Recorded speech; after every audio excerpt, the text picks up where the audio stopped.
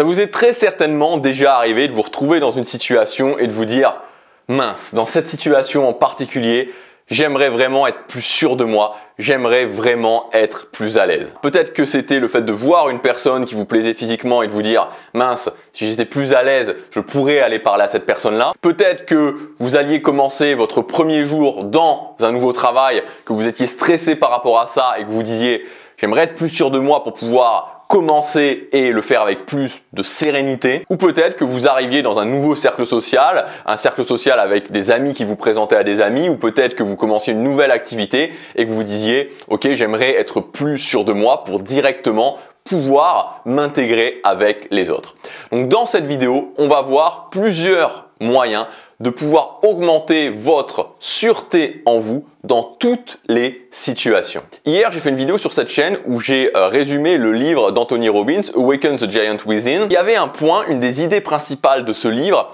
qui est sur la signification qu'on donne aux choses. Et un point qui est excessivement important si vous voulez augmenter votre sûreté en vous dans toutes les situations, c'est l'histoire que vous êtes en train de vous raconter. On a tous dans notre tête une histoire qu'on est en train de se raconter, et ce qui fait une différence fondamentale de ce que vraiment j'ai pu observer. Et moi, j'étais quelqu'un qui n'était pas sûr du tout de moi, et j'ai observé beaucoup de gens. Je suis sorti avec beaucoup de personnes, j'étais dans des soirées avec beaucoup de personnes qui étaient très sûres d'elles.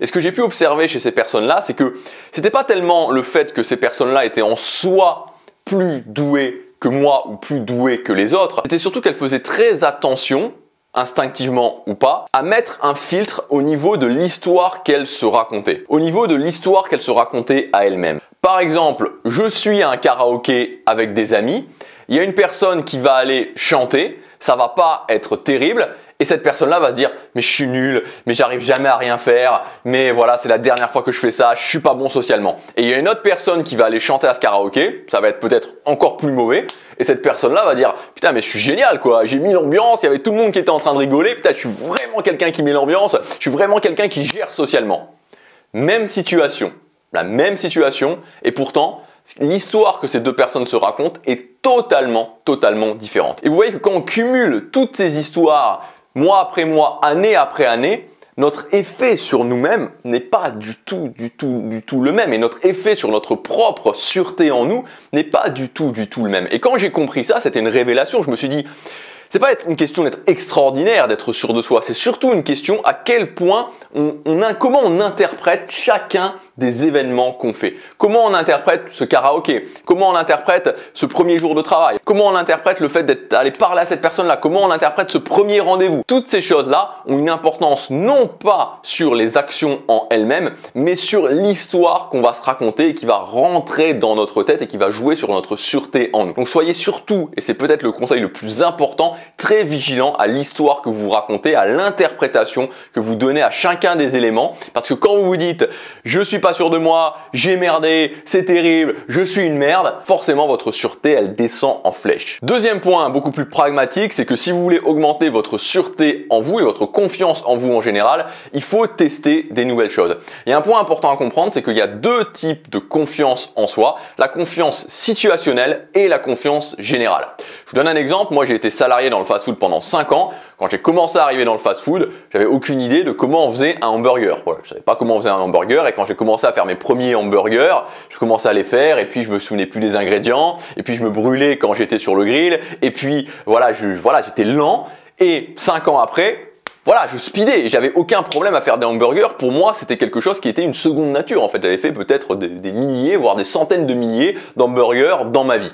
Tout ça pour vous dire que c'est du situationnel, ça, c'est-à-dire que je fais l'activité et naturellement, je deviens plus confiant en moi dans ma capacité à faire l'activité. Maintenant, ça fait 5 ans que je vis de ma chaîne YouTube. J'ai fait au total peut-être plus de 2000 vidéos dans ma carrière de créateur de contenu. Je peux vous dire qu'aujourd'hui, quand je commence une vidéo, je suis à l'aise. Si n'importe qui m'arrêtait dans la rue en train de me dire « Ok, est-ce que tu veux faire une vidéo avec moi ?» Mais avant, ça aurait été un truc où j'aurais été complètement stressé. Je me serais dit « Mais mince, qu'est-ce que je fais ?» J'avais aucune idée de comment je passais à la vidéo. Aujourd'hui, n'importe qui fait une vidéo avec moi ou commence à me filmer et me dit « Est-ce que tu peux raconter ça? Est-ce que tu peux raconter ça? Est-ce que tu peux me dire tes impressions ?» c'est une seconde nature, quoi. Voilà, la vidéo, c'est devenu une seconde nature pour moi. Situationnel aussi. Et donc, ce qui est très intéressant par rapport à ça, c'est que vous avez de la sûreté en vous, de la confiance situationnelle dans chacune des activités que vous allez faire. Mais là où c'est très bien, c'est que plus vous empilez la confiance situationnelle et plus votre confiance en vous générale augmente. Si je sais que je gère dans l'activité numéro 1, dans l'activité numéro 2, dans l'activité numéro 3, l'activité numéro 4, numéro 5, numéro 6, numéro 7, numéro 8, numéro 9, numéro 10, forcément, quand je vais commencer l'activité numéro 11, je vais me dire, je suis capable de faire ça, je suis capable de faire ça, je suis capable de faire ça, ça je l'ai masterisé, ça je l'ai masterisé, ça je l'ai masterisé.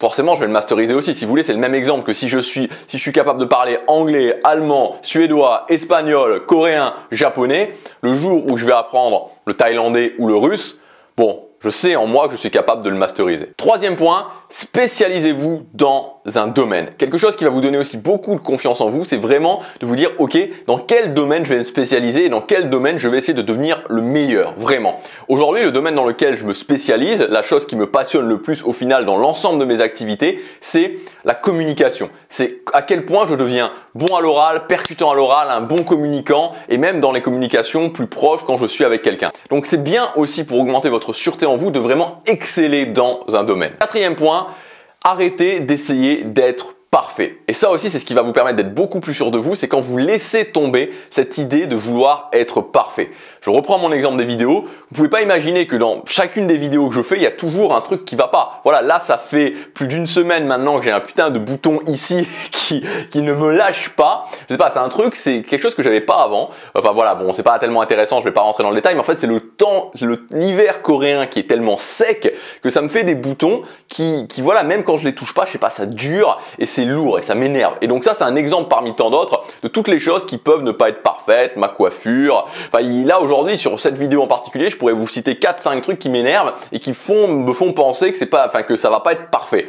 Mais j'ai laissé tomber en fait.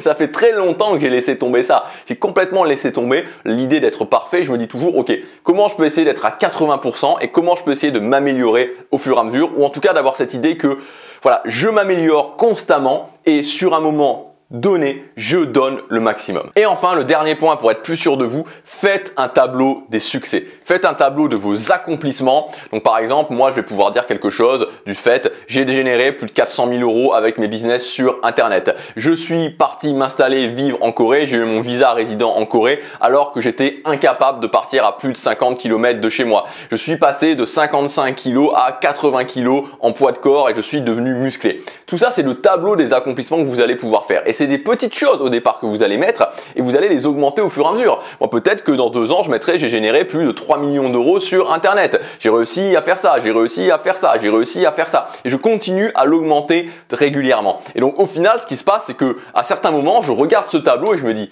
mais j'ai fait ça, mais j'ai fait ça, mais j'ai fait ça. Et donc, ça renforce ma sûreté en moi. Voilà pour cette vidéo. J'espère qu'elle vous aura aidé. Je vous dis à demain pour la prochaine. Chaque jour compte.